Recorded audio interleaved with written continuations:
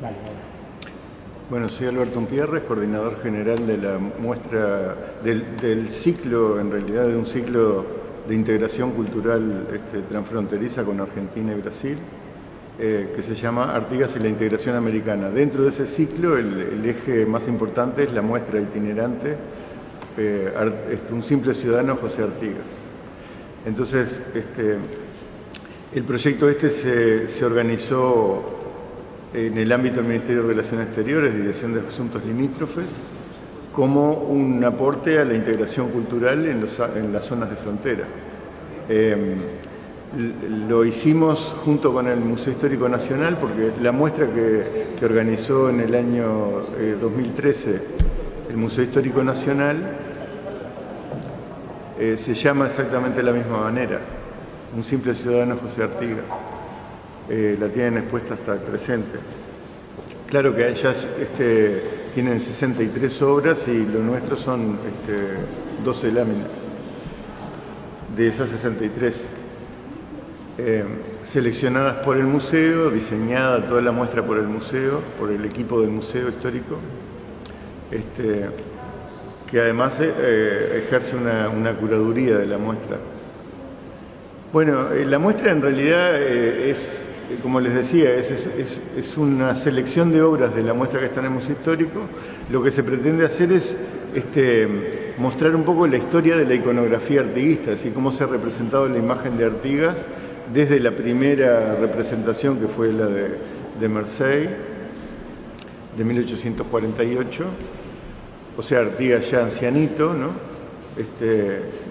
Mirado de perfil, hasta las obras más recientes de ahora del siglo XXI, de hace pocos años. Entonces partimos de una primera lámina con la imagen de Artigas anciano, junto con la imagen también retratada por el mismo grabador del dictador Francia, y vemos cómo se va recomponiendo esa imagen a partir del Artigas anciano. Si las primeras imágenes de Artigas vendrían a corresponder a un concepto de un Artigas patriarca. Entonces él lo representa anciano, digamos, a partir del primer grabado de Marseille, pero en pintura se lo vuelve a representar a un Artigas anciano, incluso un Artigas sentado en la misma postura, con la selva paraguaya en el fondo, distintas representaciones, pero de un Artigas anciano. Que es, ya digo, el Artigas patriarca. Después hay una representación de un primer intento de rejuvenecerlo Artigas, pero se lo mantiene calvo. Se lo rejuvenece en la postura, incluso, ya es un Artigas más guerrero, ¿no? Incluso hay alguna versión de ese Artigas que no es tan guerrero, sino que está en una postura más como de filósofo. Recuerda a un filósofo alemán del siglo XIX, un tipo Kant. Aleja, digamos, de la muestra, de todo este proceso de revisar la iconografía artiguista, es un poco ver la correlación que hay entre la representación del personaje y la época, y las necesidades de la época sobre todo, ¿no? De qué tipo de héroe o personaje o qué concepto, qué modas incluso, porque las modas de peinado se reflejan en los cuadros. No es tanto el peinado que usaba Artigas, sino el peinado que estaba de moda en la época en que lo pintaba. Empezamos en las primeras representaciones, el Uruguay estaba en guerra civil, entre 1860, cuando se hace la primera representación del Artigas anciano, después de Marseille, ¿no? 1860, 1880, 1870 y algo, hay procesos de guerra civil, de mucha intranquilidad social. Entonces se necesitaba un referente que de alguna manera tranquilizara a la gente, ¿no? Así como una especie de semidios, irlo construyendo. Claro que no era tampoco no era homogénea la forma de ver Artigas en aquel periodo en particular, y casi que durante todo el siglo XIX. Había algunos que lo rescataban de alguna manera y había muchos que no lo querían rescatar de ninguna manera. Entonces, esa primera imagen patriarcal es una imagen muy parcial de algunos que lo reivindican y de otros que no. Después, el Artigas militar es una reivindicación del ejército de la época de la Torre Máximo Santos.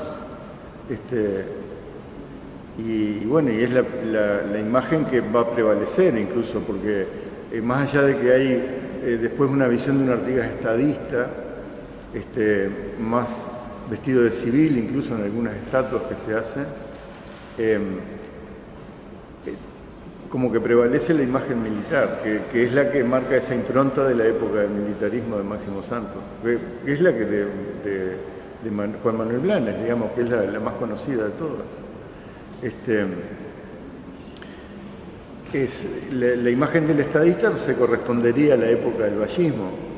Además, el vallismo tiene otra particularidad. Cuando inaugura el monumento en la Plaza Independencia en 1923, Baltasar Brum, lo presenta Artigas como un líder agrario, fundamentalmente, vinculado a las reivindicaciones de las 8 horas del trabajador rural y toda esa cuestión de esa época.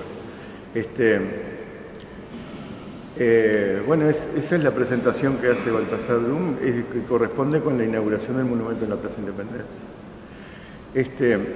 Después también va recorriendo otras imágenes, pero fundamentalmente de lo que se trata es de un Artigas que durante casi todo el siglo XX es un Artigas solitario, más allá de que sea una versión más civil o más militar, según el momento, ¿no?